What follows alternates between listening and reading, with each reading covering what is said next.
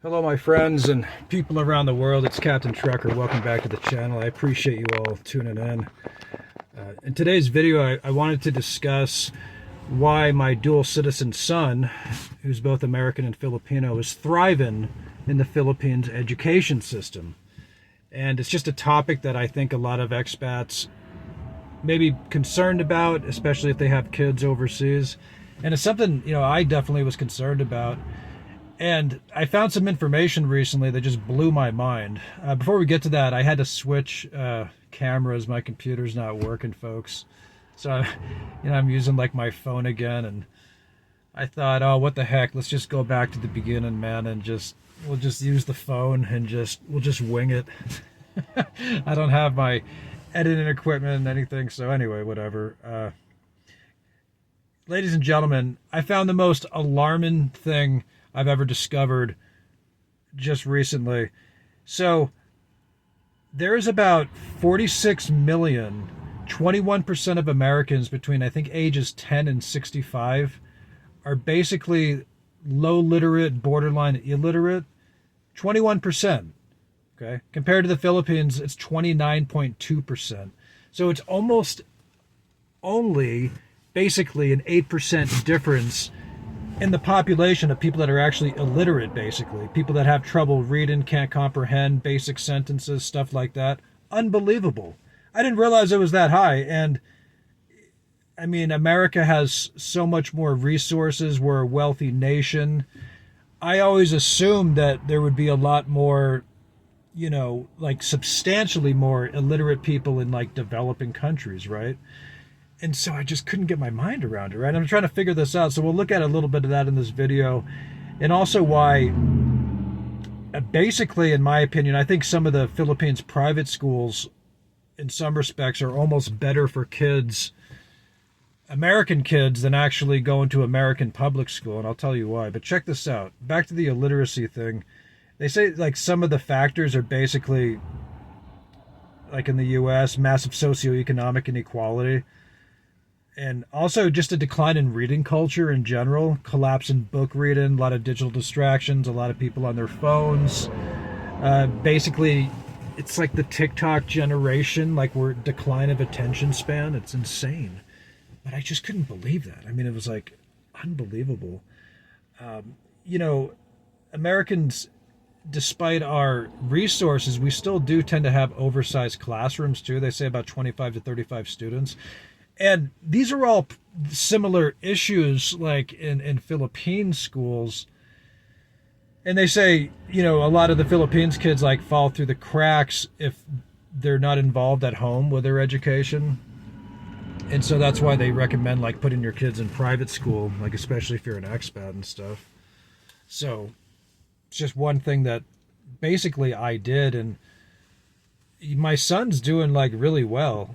His English is surprisingly like really, really, really good. Much better than I thought it would be. So, yeah. But there is differences like in the education style of Philippines versus like American education. And another thing I didn't realize is like it's basically more or less the same curriculum, right? Like reading, writing, arithmetic, math, science, that kind of stuff. Some of the differences obviously like in history, but one of the things the differences is like memorization. They're big on memorizing, So Filipino schools emphasize spelling, grammar, reading, repetition. A lot of repetition. I think stuff like that is helping with literacy actually. And private schools in the Philippines are a much better option than public schools if you have a little bit of money, because it's basically a fraction of the cost of like an international school. International schools, I think like a lot of diplomats' kids go there, but the pricing is crazy. I mean, I had some breakdowns of the prices, but I mean, we're talking upwards of like $16,000 a year, maybe more. So, you can put your kids in a private school for a fraction of the price. And again, I think the curriculum is basically the same. It's almost like the difference between going to an Ivy League school versus a state college here in America. That's just my opinion. That's kind of the analogy I always use. But yeah, But yeah, man, it's unbelievable, this illiteracy thing. It's crazy.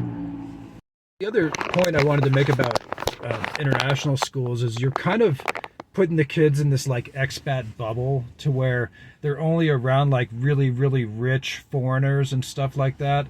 And as far as like acclimating to the Philippine society and just different societies, it may not even be the best option culturally.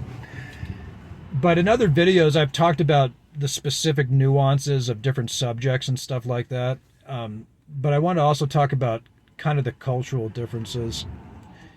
It's more of a family-centric culture. And so I think that because of that, there's a lot more character development. I think there's less bullying in Philippine schools versus U.S. schools. There's certainly less mental illness. In America, there's a severe like mental health crisis, and like 1 in 4 people are taking psychotropic meds, and that includes kids as well. It's almost unheard of in the Philippines, right? So you're not going to get these, God forbid, these crazy stories of people going into schools and doing stuff like that. That doesn't happen a lot in the U.S., but it does. But it's a mild concern. It's just a reflection of the culture, I think. But yeah. And like I said, smaller class sizes, that also helps. But I also did like at-home curriculum. I used one called Time for Learning, and it's basically these modules, and it goes kindergarten through 12th grade, I think. And it's really interactive, and kids like to do it. My son really enjoys doing it. But yeah. And another thing I've noticed too is they do a lot of stage events. Like they just did something called the United Nations, where all the kids, they represent different countries and they go on stage and tell what country they're from. And so there's a lot of these stage events. And so the kids are kind of learning basically like public speaking and confidence. Like I didn't really have that when I was my son's age, but he does.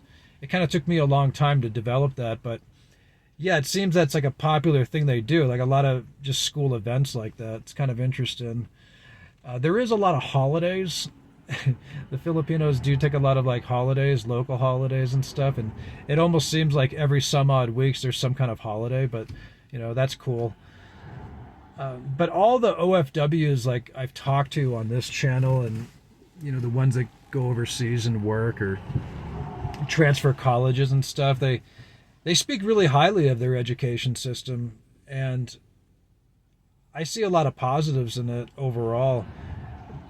Not just curriculum, but also character development. That's what I think. And my son's doing really well, so I'm kind of proud of him for that. So, yeah. But yeah, the expat bubble in international schools, I don't know. But I don't know, maybe if I was a millionaire, I would put my son in one, but it's kind of like when you raise kids to think like they're super elite or super rich, that can socially isolate them as well. So that's kind of what I think about that. But yeah, I couldn't believe the illiteracy rates, man, of Americans versus Filipinos. It just blew my mind, man. It's really alarming. Yeah.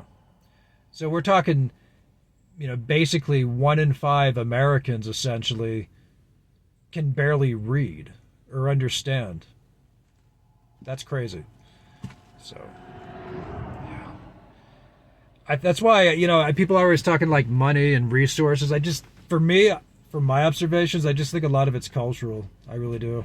But anyway, let me know what you all think. I was just curious. Anyway, I'm on the side of the road here. I just wanted to give you guys an update and kind of throw a video out there. I really appreciate it, man. I'm kind of tired, man. I've started working a lot. I'm getting used to life on the road, and I was thinking about going up to Alaska for work, but now I'm thinking about hauling like cryogenics, like maybe liquid nitrogen and stuff like that, because it pays really well. Apparently it pays super well. Not as quite as good as up in Alaska, but it's considerably good. So we'll see what happens there. But it's beautiful out here in the desert. Anyway, I just thought I'd connect with you all. I appreciate you guys watching the channel. I really do. So, send your comments, share your thoughts. It's Captain Trucker. Take it easy. Bye.